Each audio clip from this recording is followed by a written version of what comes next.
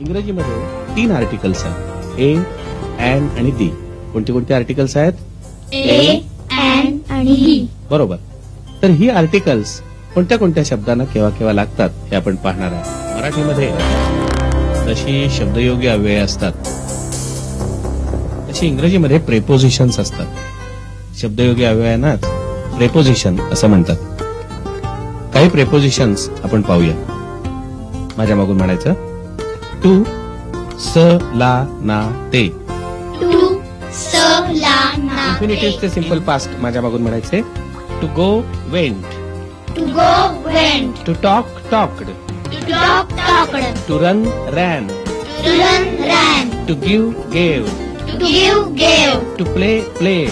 To play, played. To sit, sat. To sit, sat. Last year we were in 9th standard किंवा last year we were in 6th standard. गेल्या वर्षी आम्ही 6वीला होतो. Last week he sold his old car. गेल्या आठवड्यात त्यानं आपली जुनी गाडी विकली.